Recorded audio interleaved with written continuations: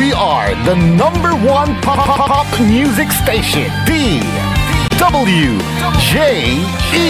88.1 FM. Radyo Pangasinan. Paborito. Paboritong ang kabataan at matatanda. Paboritong pakinggan sa bus, tricycle, jeep at mga opisina.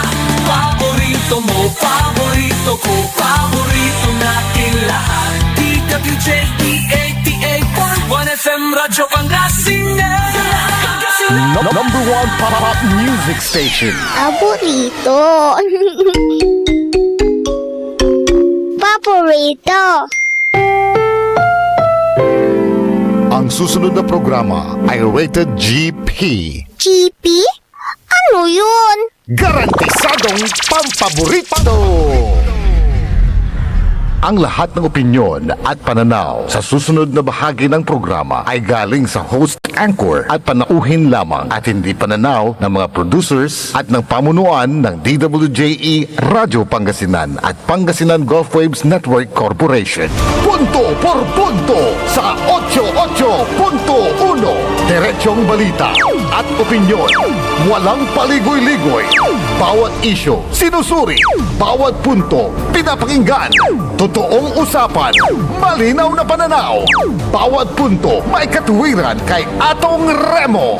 Punto por punto. Alas 10 hanggang alas 11 ng umaga. Dito lamang sa DWJE 88.1 FM. Radyo Pangasinan. Punto por punto sa 88.1 kay Atong Remo.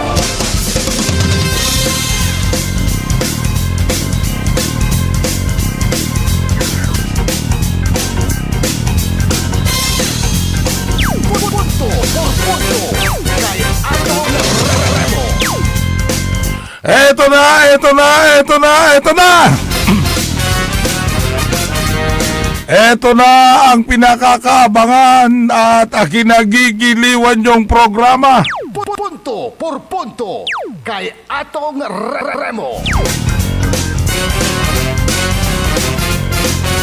At katatapos nyo lang napakinggan ang programa ni Paborito Joseph Bacani.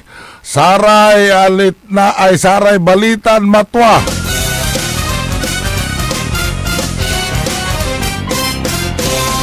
At samahan nyo na naman kami sa loob ng isang oras. Kasama natin sa technical side, El Presidente, Engineer Nixon Dacal.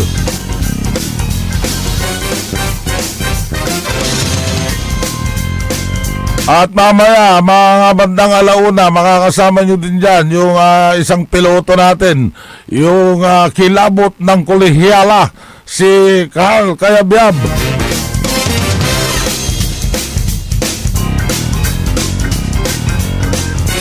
At marami tayong mga nakaabang dyan at nanonood sa kanilang mga cellphone via YouTube at saka sa Facebook page. At doon naman sa mga may sasakyan, just tune in 88.1 Radyo Paborito.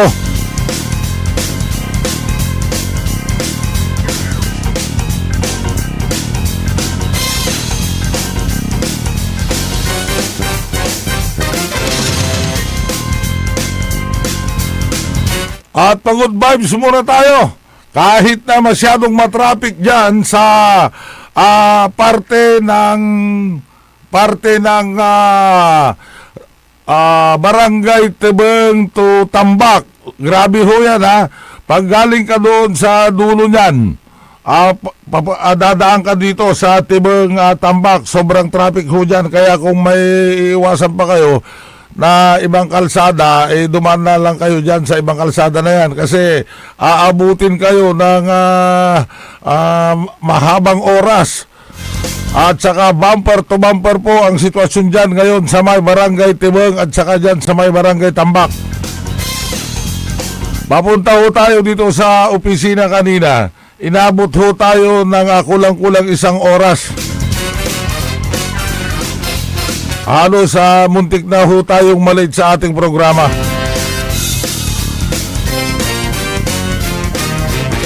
At good vibes muna tayo kasi Lunes na Lunes. Mamaya ho tayong magpainit. Gusto ko lang batiin si Mang Ramon. Good morning, Mang Ramon. Pangasinan, di galing.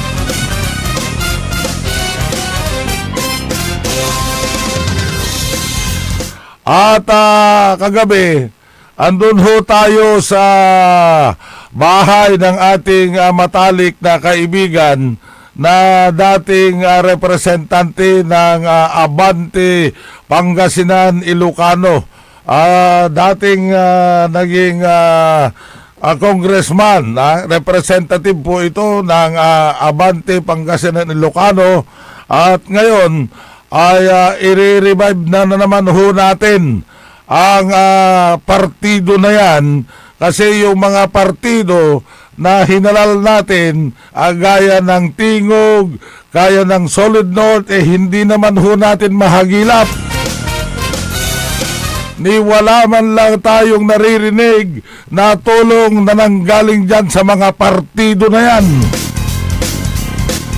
Hindi gaya ho ng API party list noong nakaraang panahon noong administrasyon nila na isang hakbang mo lang pwede ka na nilang tulungan.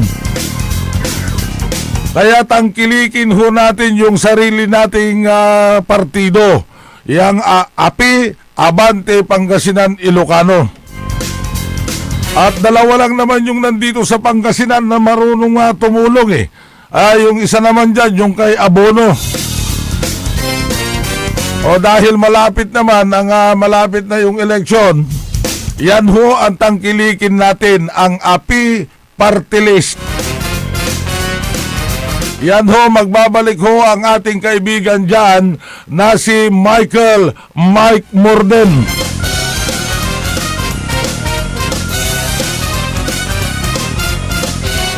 Ito, kilabot din ito si Kong Mike. Kilabot din ng mga kolehyala. At nakatutok din ngayon sa kanyang bahay. At nakikinig sa atin itong tatakbong barangay kapitan dyan sa poblasyon ng Villasis, Sontri. O da kayo nga taga-poblasyon Sontri, tumaray dita nga kapitan ni Barangay Kapitan Romel Katabay Conde.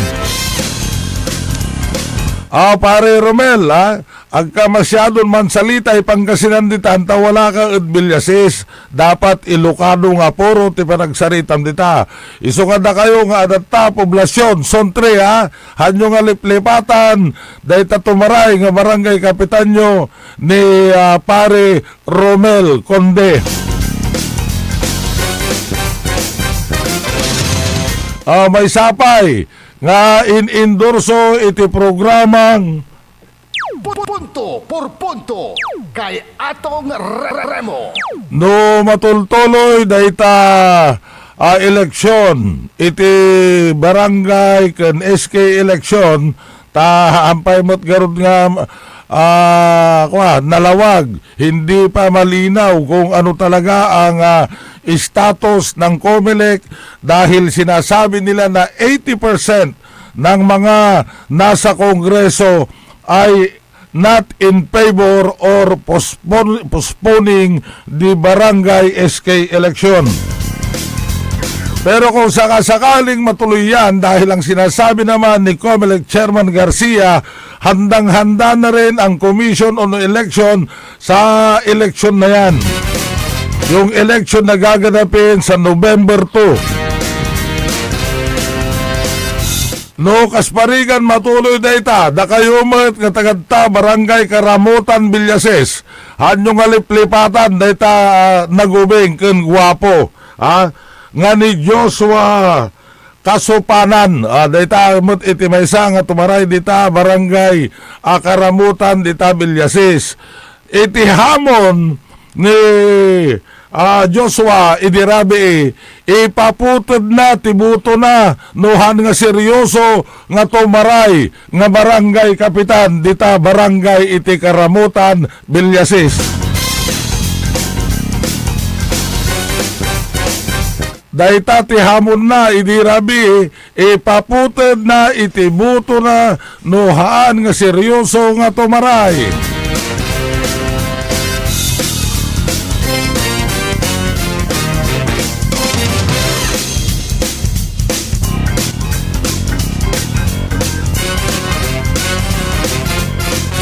Iso nga da kayo nga taga dita barangay Karamutan, no awan iti boto ni Joshua ay ipaputod na dagita boto yun dita.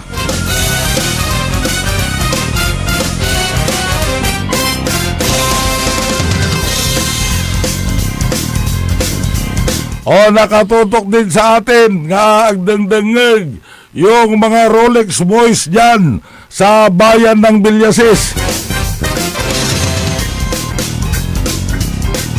Andyan din yung kumpare natin kagaya ni Idol Orle na mahilig magmotor. Si Kuyang Ed. Andyan din si Pari Joey Pesyo. Si Elvin, aywan ko lang kung tatakbo ring barangay kapitan ito. Kasi kagabi hindi ko nakuha kung saang barangay tatakbo. Itong si Elvin Salazar. Masarap hong magluto yan ng dinuguan.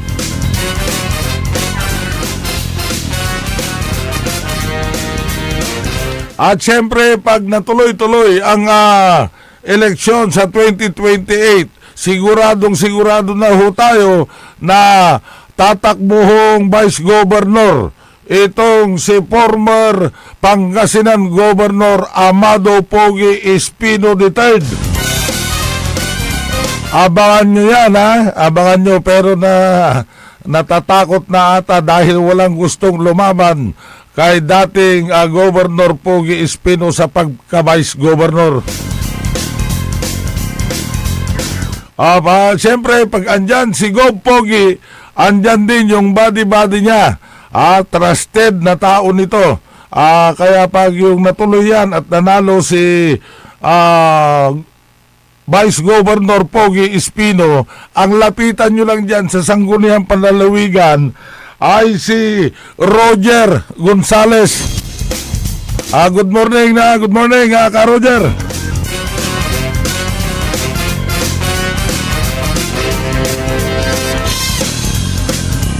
At congratulations din kay former Manawag Chief of Police na si Bingbong Sison.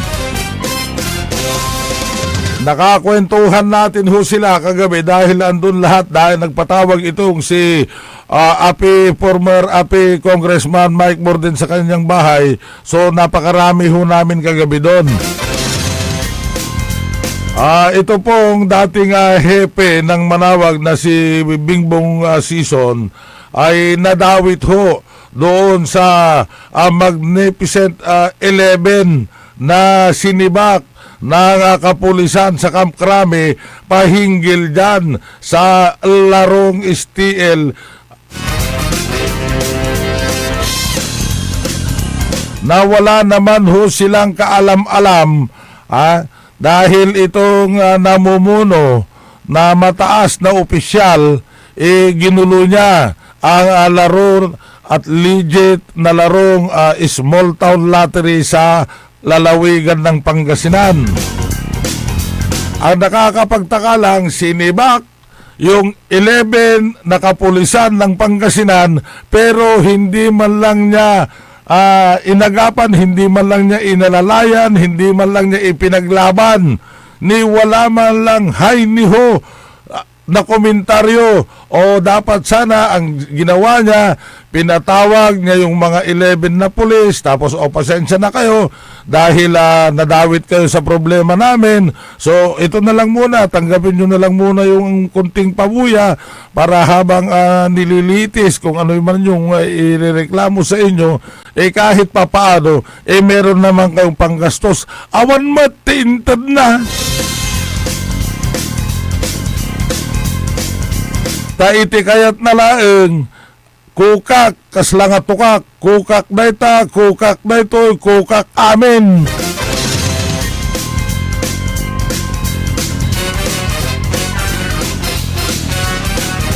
At thank you very much din kay Tots Season. Si Tots Season po, tatay din ho ito ni hepe ng Manawag, dating hepe ng Manawag na si Bingbong Season. Si Bingbong Season naman ngayon ay nakatalaga ngayon dyan sa Camp Crame. Thank you yung pinabili mong 2 kahon.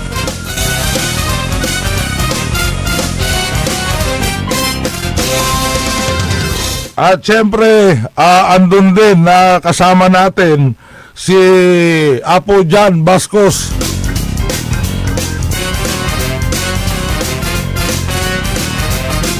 At saka si Alfred Balingod.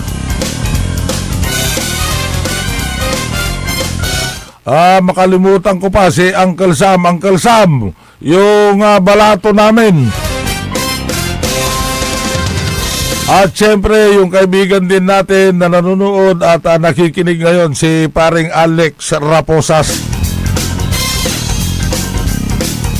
So, good morning sa lahat ho ng mga Rolex boys ho dyan na nakabase yan sa bayan ng Villasis. Punto por punto kay Anong Remo.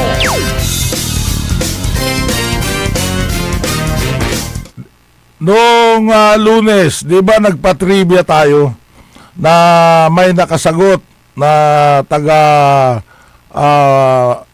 Manawag.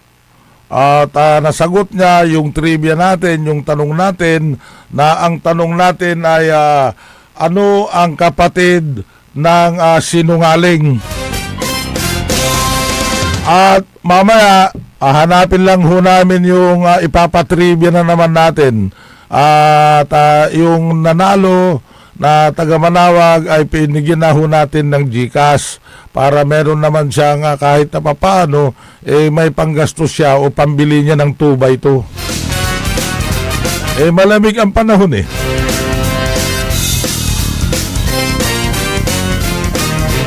Engineer Nixon, nahanap mo na ba yung patribya natin? Ayan, i-blow up mo nga. Blind item, blind item. Ito ang trivia natin, makinig kayo kung gusto yung mahulaan. Tumawag kayo sa numerong 0906-212-6862. Yan ang personal na cellphone number natin. Ito, papalabas natin to trivia. Nakikita nyo, yung mga nanonood sa cellphone, makikita nyo yung blind item na pinapakita namin dito sa may screen. Isang lalaking gobernador at isang lalaking mayor ay di umano magkarelasyon.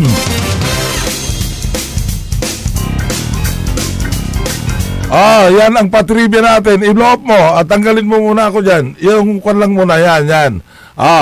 Ulitin ko yan ang trivia natin itong Lunes na ito.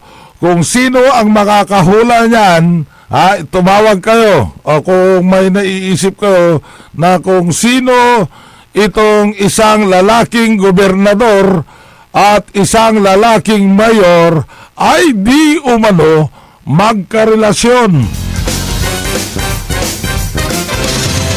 Sino kaya ito? Grabe dati lalaking gobernador at isang lalaking mayor ay di umano magkarelasyon. Sa bagay, sa ibang bansa open na yan. Pero dito naman sa atin, dahil makuha tayo sa mga ganyan na mga relasyon na ganyan, parang hindi naman katanggap-tanggap.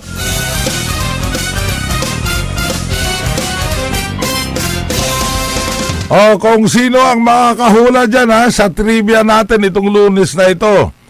Ulitin ko yung number para alam nyo kung saan kayo tatawag. Tumawag kayo sa numero na 0906 212 6862. Hulaan nyo kung sino itong isang lalaking gobernador at isang lalaking mayor na di umano ay magkarelasyon.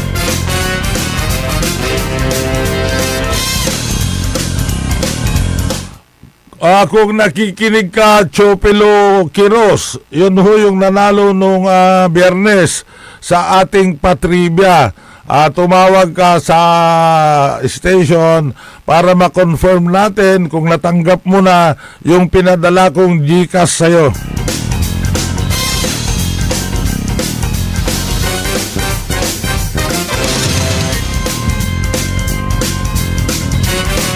So, yung gagawin natin dyan na mechanics niyan, tanggapin ho namin lahat yung mga kasagutan nyo doon sa ating trivia na isang lalaking gobernador at isang lalaking mayor ay di umano may relasyon.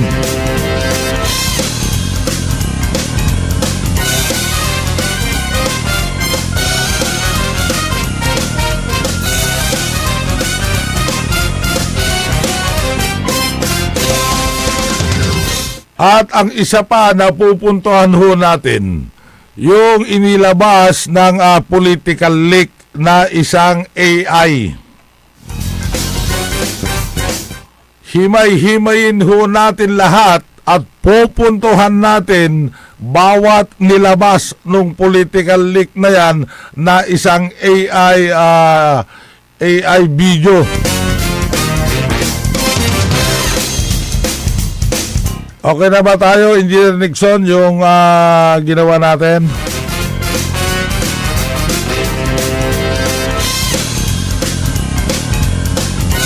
Punto por punto kay Atong Remo. Pangasidense, manood at makinig! Nanalo ba si Governor Guico noong 2025 dahil kay Kiambao? Yan. Ito ang tanong na hanggang ngayon pinag-uusapan sa political circles ng Pangasinan.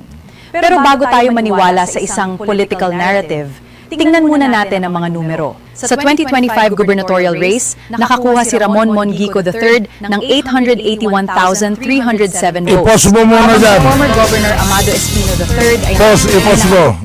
Yan, i-post mo muna dyan, Magkano yung nakuha niya? Ito, itong pinapalabas ng political leak na ito, na gumamit at nagbayad ho sila ng napakalaking halaga para mailabas lang yan sa Facebook page at para makita ng mga tao na yung laban ni dating Governor Pogi Espino at saka itong kasalukuyang gobernador na nanalo ng 90,000 ata na boto.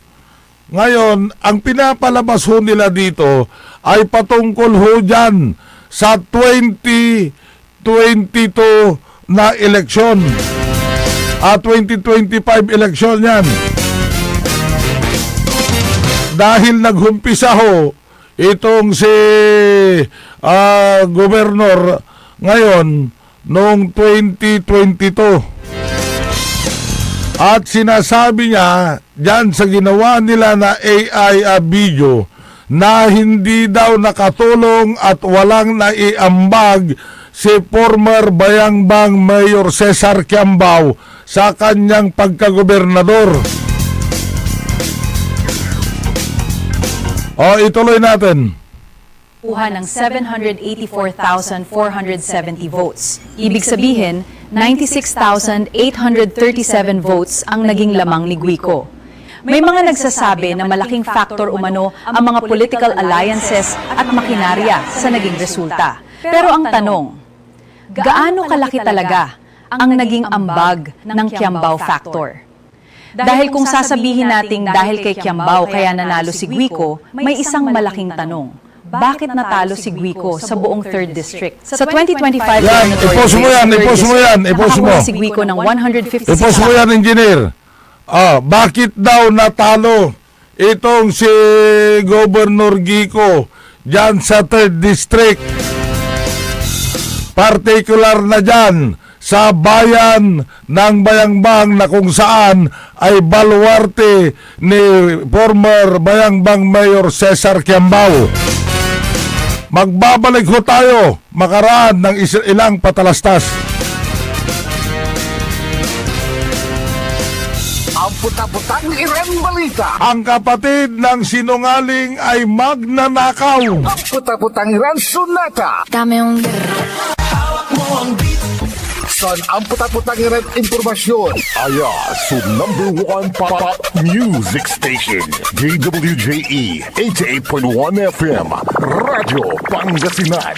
Paborito. Gaano kahalaga ang tubig sa ating kalusugan? Ang tubig ay isang mahalagang sustansya at gumaganap ng isang mahalagang papel sa katawan ng tao. Ganyan mag-alaga ang Rebecca's Purified Drinking Water. Rebecca's Purified Drinking Water matatagpuan sa 193 Amado Tapuac, Dagupan City. For deliveries, you may contact Matthew Mamorno at 075-515-8767 or 0917-508-0055.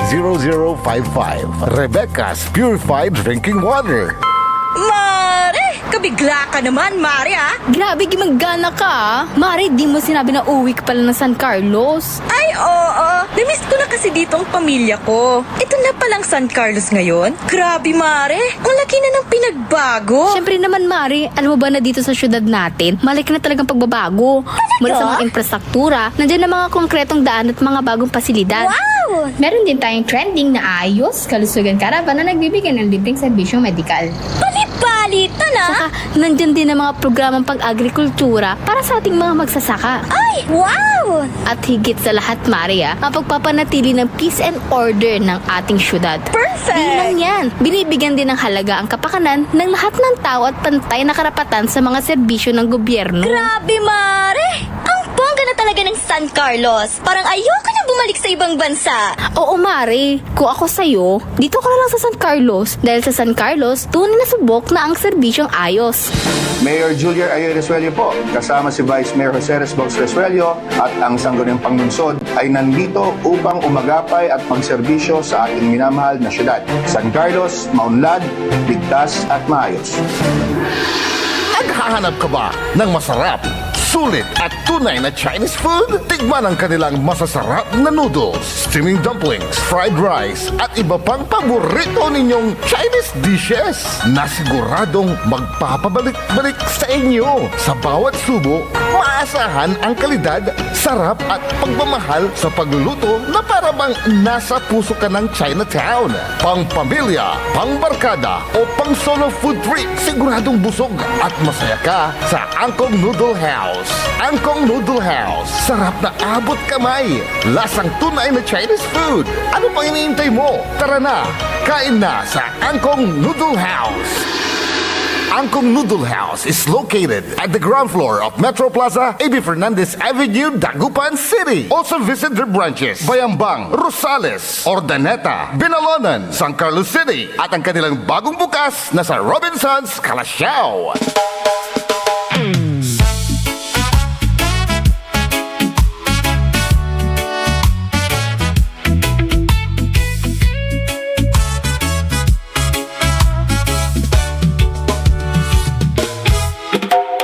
Saan ka man papunta, saan ka man patungo, lagi kang naaalala sa iyong mga nagawa. Binago mo ang bayan, binigyan mo ng buhay, dahil sa paglilingkod mong agad maaasahan. Naging matibay ang bayan ng Binmali. Sige na, bumalik ka na, ikaw ang inaasahan. Ituloy mo ang iyong laban bilang ama ng ating bayan.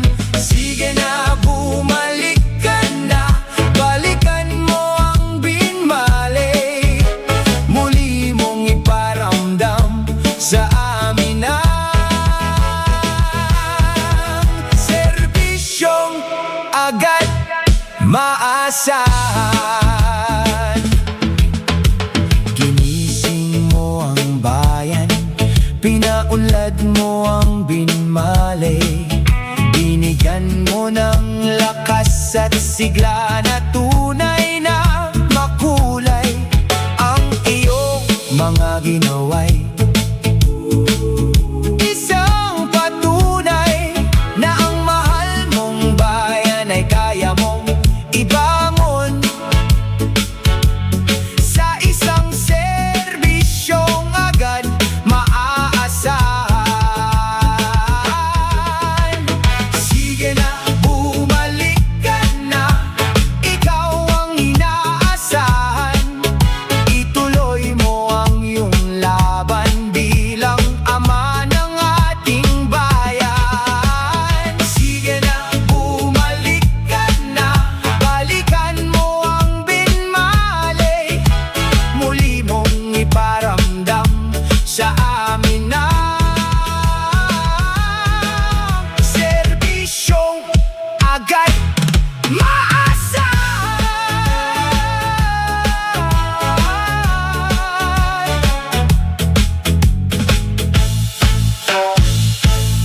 Paborito ng kabataan at matatanda. Paboritong pakinggan sa bus, tricycle, jeep at mga opisina. Paborito mo, paborito ko, paborito nating lahat. DWJE 88.1 FM Radyo Pangasinan. DWJE 88.1 FM Radyo Pangasinan.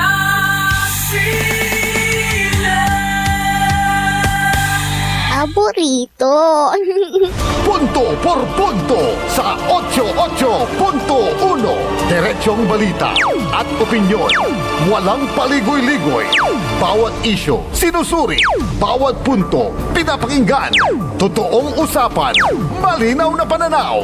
Bawat punto, may katuwiran kay Atong Remo. Punto por punto. Alas 10 hanggang alas 11 ng umaga. Dito lamang sa DWJE 88.1 FM Radyo Pangasinan. Punto por punto sa 88.1 kay Atong Remo.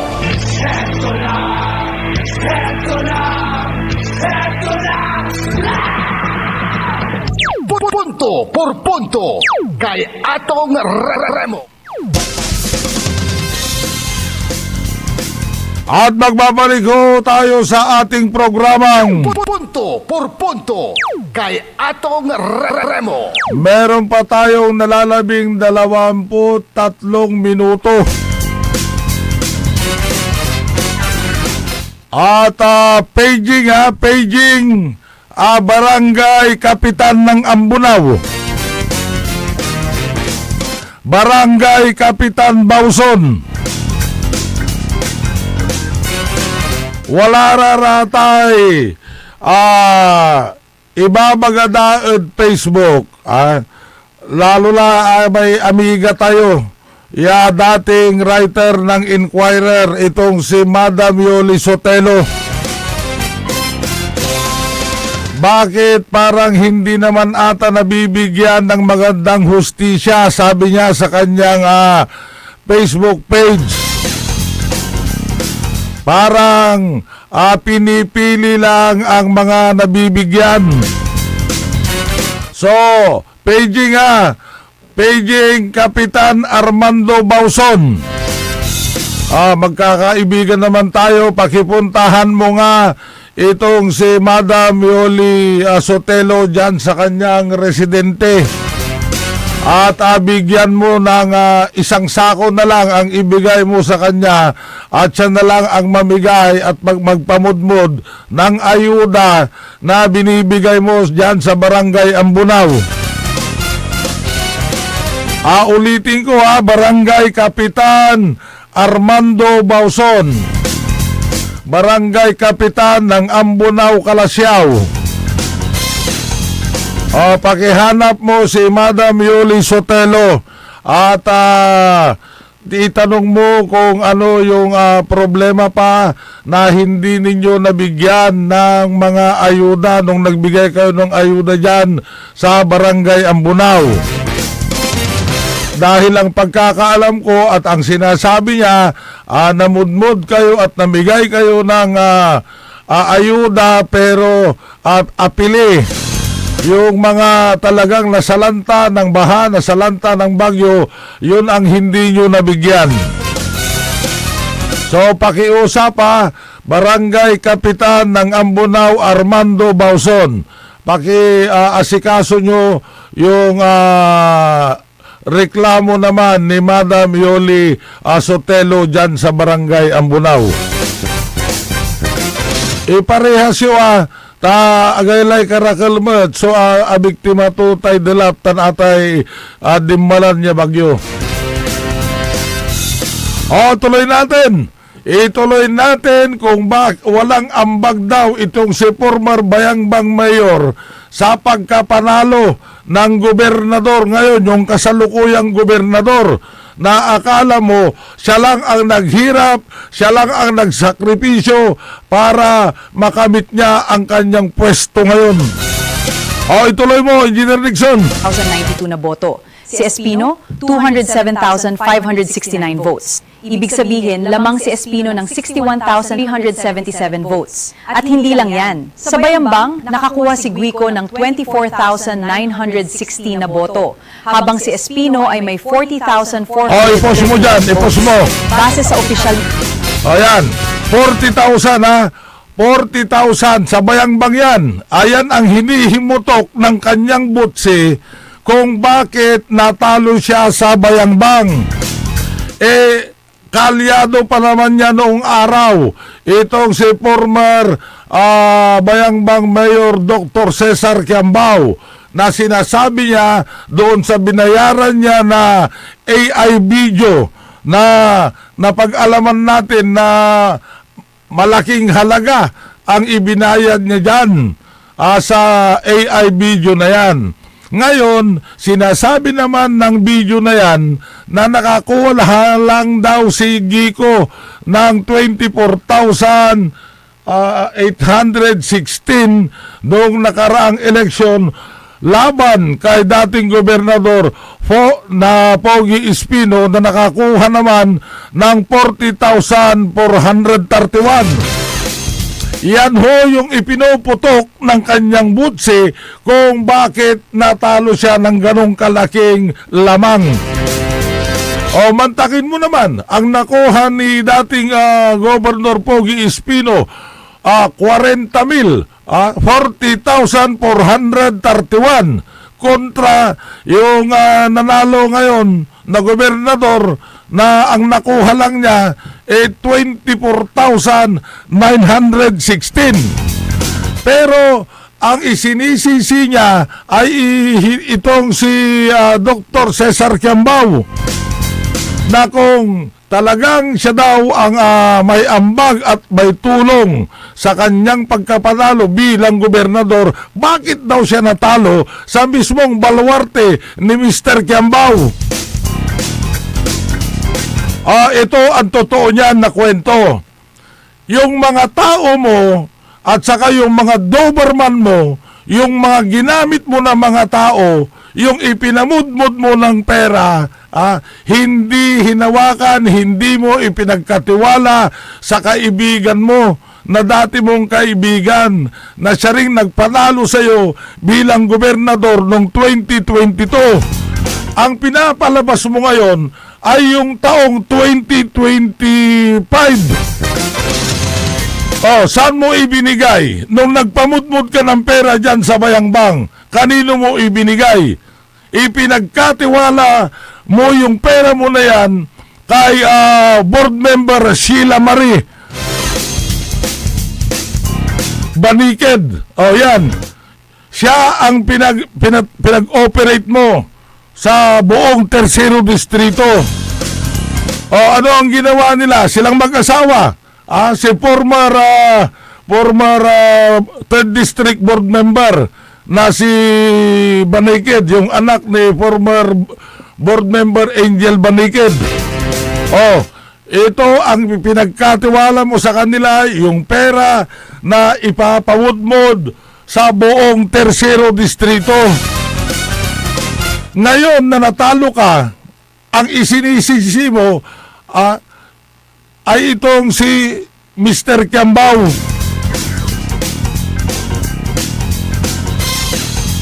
Yan ang totoong kwento niyan. Hindi mo ipinagkatiwala yung pera na ipinamudmod mo nung eleksyon. Ibinigay mo dyan sa mag-asawa na yan na si board member Baniked.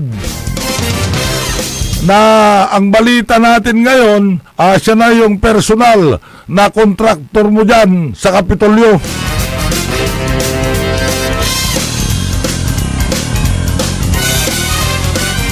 Tapos kung makapagsisi ka, lahat ng mga kasalanan ibinabato mo kay Dr. Kiambao. Ituloy natin. Yan ang kwento ha. Kaya natalo sa Tercero Distrito itong gobernador na ito dahil mali ang pinagbigyan niya ng pera na ipinamudmod niya at ipinambili niya nung nakaraang eleksyon. Natali na ito, lamang si Espino, 15,515 votes. Kung Kiambao factor ang nagpanalo kay Guico, bakit natalo naman si Governor Guico sa District 3 na andun ang bayambang na baluarte ko ng mga Kiambao? Sinagot ko na yan. Sige, tuloy mo. Maaaring naging bahagi ng coalition si Kiambao, pero hindi siya ang nagpanalo kay Guico sa pagkagobernador. Ipos mo yan. Sinasabi ng kanyang binayarang AI video na kung talagang si Mr. Kiambao ang isang faktor na nagkapanalo sa kanyang pagtakbo bilang gobernador, ay bakit daw siya natalo sa kanyang distrito. Sinagot na natin yan. Ngayon, ang sinasabi niya, wala daw inaiambag. Ipaalala ko lang sa'yo. At para malaman mo na nung una kang tumakbo bilang gobernador, nakita nyo doon sa video, iatras mo nga ng konti Engineer Nixon para makita natin yung sila lahat na nakaupo doon. Na andun ang bayambang na baluarte ko noon ng mga Kiambao. Maaaring naging bahagi ng coalition si Kiambao. Pero yan. yan. Ipos mo yan. Iatras mo ng konti. Nakikita nyo yung picture na yan. Tanggalin mo nga ako dyan. Tanggalin mo ako doon sa litrato. Yan, para makita natin. Yan ho si Dr. Cesar Kiambao. Sino ang katabi niya? 1st District Congressman Arthur Celeste. Iabante mo ng konti para makita natin at makita ng mga nanonood. Nasa gitna si Governor Guico. Usapan ho nila yan Nung una, 2022, wala hong kaplano-plano ang mga Guico na tatakbo bilang gobernador ng lalawigan ng Pangasinan. Talagang walang kaplano-plano dahil nung panahon na yan, kasagsagan at kasalukuyan pa siyang congressman ng 5 distrito. At nung napag-usapan nga nila yan na kailangan ng labanan ang dating gobernador na si Governor Pogi Espino. So, nagbuo sila ng kanilang grupo na tinawag nilang Agila.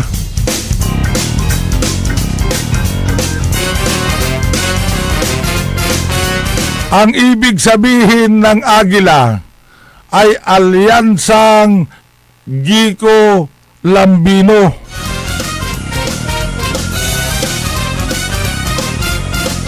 Nagturo-turuan pa yan eh.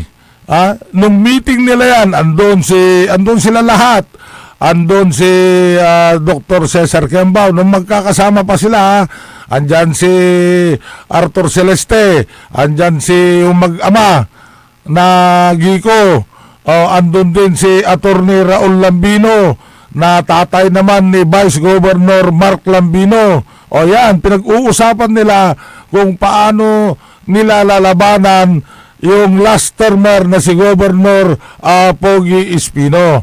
Ngayon, nung nagkakwentuhan na sila, sinabi ng mag-ama na hindi nila kakayanin yung logistic o panglaban nila sa nakaupong gobernador na si Governor Pogi Espino.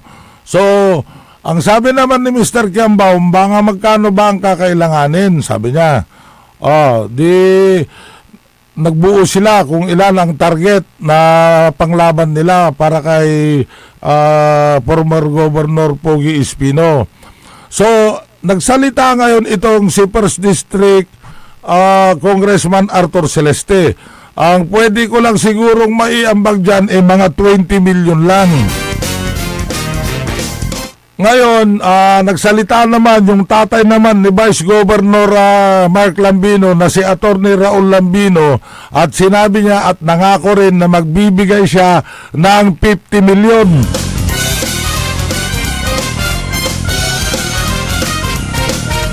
At ang pagkakaalam ko, ang inambag ng Gico, yung mag-ama, 100 lang. Tumulong din itong si Second District Mark Cuangco. Tumulong din itong si DAR Secretary Conrad Estrella. So may nabuo na mahigit 500 milyon.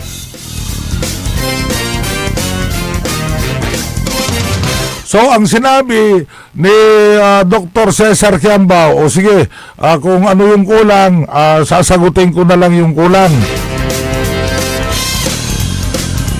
Doon pa lang sa umpisa na yon, ang laki na ng naitulong at naiambag ng pamilya Kiambao sa'yo. Hindi mo pwedeng baliktarin yan dahil history yan.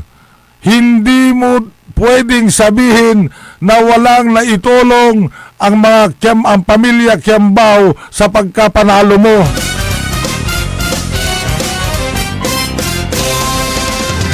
Ngayon, ang pinapalabas mo ay yung eleksyon noong 2025. Bakit hindi mo ilabas yung bago ka tumakbo bilang gobernador para alam ng mga taga-Pangasinan na si Dr. Cesar Kiambao ang may pinakamalaking naitulong sa grupo bago ka tumakbo bilang gobernador ng probinsya? Tapos kung ano-anong pinapalabas mo doon sa Facebook page na political leak na ginagawa mo, pinapalabas mo na napakasamang tao si Dr. Kiambao. Sige, magbayad ka pa. Tawagin mo lahat yung mga trolls mo, nag-import ka pa na galing sa Manila para siraan lang yung taong nananahimik at walang sinasabi patungkol sa'yo. Ilalabas din namin lahat dito, yung mga meeting mo sa mga vloggers na sinasabi mo na lahat ng magiging makakalaban mo sa susunod na eleksyon, ang gagamitin mo lang puro mga vloggers. Meron kaming video dyan, ilalabas namin yan. So anong intensyon mo? Para sirain yung mga dati mong mga kaalyado? Hindi maganda at hindi parehas yung style mo ng pagkakampanya. Kung talagang mahal ka ng mga taga-Pangasinan, hindi mo na dapat at hindi mo na kailangan na gawing na pangit yung style ng pagkakampanya mo.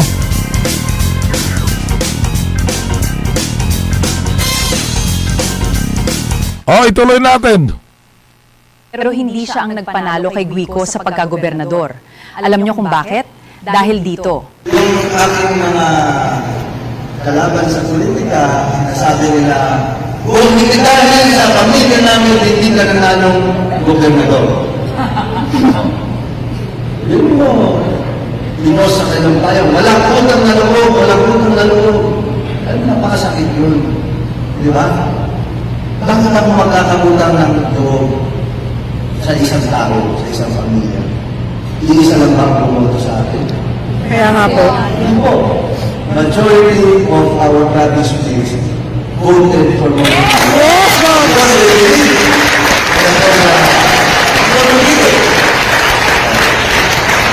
And in 19 election, lumaban po akong congressman ng 5th District of Pangasinan.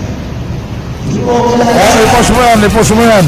Sino ba si Ipos mo yan, Engineer Nixon. Ang sabi niya, noong 22 siya, at naging congressman, ay 22, 2018, ay 2019, tumakbo siyang congressman dyan sa 5 distrito. At ipinagmamayabang niya doon sa speech niya na kung hindi sa sipag ng kanyang pangangampanya, hindi niya daw tatalunin yung pinakamalakas na congressman at kandidato na si former governor, former congressman Amado Tutaan Espino Jr. Oh, di ba? Lumabas ang kayabangan niya. Na sinabi niya na tinalo niya yung pinakamalakas na pamilya Espino. O, paano ka nanalo? Ito, revelasyon naman ni Urdaneta ang Mayor Rami Paraino kung paano ka nanalo. Halatadong wala kang utang na loob talaga eh. Ano ang naging ambag ni Mayor Rami Paraino sa pagkapanalo mo bilang congressman dyan sa 5 distrito? Kung hindi kayo lumapit kay Rami, hindi ka mananalo. Ilan ba ang diferensya nyo kay former Governor Amado Espino? 4,000 lang.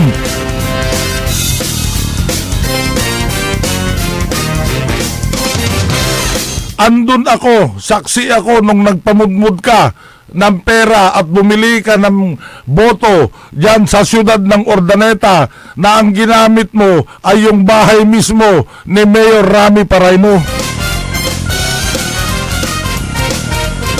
Tapos sasabihin mo na nanalo ka nang hindi mo pa nakilala si Cesar Kembao. Tama yun, nung 2019. Hindi pa kayo masyadong magkakilala. Pero yung pagkapanalo mo dyan sa Urdaneta, ni hindi mo man lang mabigyan ng pasasalamat itong si Mayor Rami doon sa pagkapanalo mo. O anong ginawa nyo nung nanalo kayo? Nanalo kayong gobernador na. Anong ginawa nyo? Inaway nyo si Mayor Rami ng Urdaneta. Pati yung LTO na opisina ng LTO dyan sa siyudad ng Urdaneta, anong ginawa ninyo? Inalis nyo, inilagay nyo dyan sa bayan yung binalonan.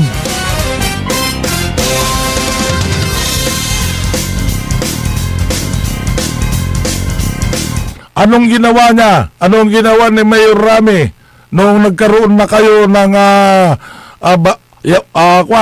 Bangayan? Yung district office mo na ibinigay ni Mayor Rami na libre dyan sa kanyang opisina, dyan sa City Hall, tinanggal niya.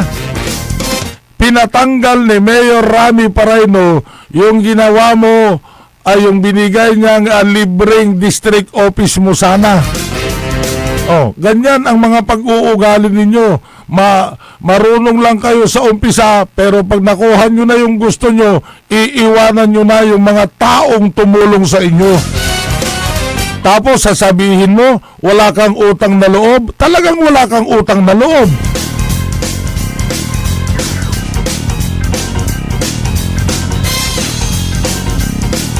O anong sinabi ni Mayor Rami Paraino? Hindi naman mananalo yan kung hindi ko tinulungan, which is correct.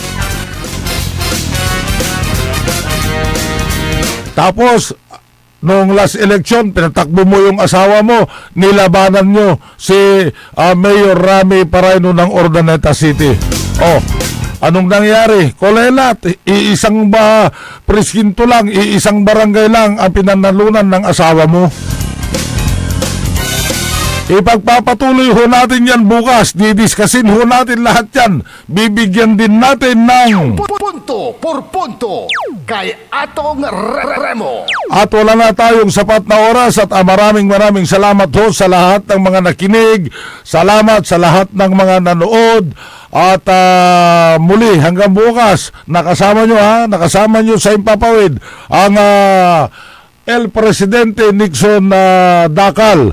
At bukas, ipagpapatuloy natin na pupuntuhan yan punto por punto. Punto por punto kay Atong Remo. At si Atong Remo ay nagsasabing magandang umaga at ingat-ingat na lang sa ating buhay.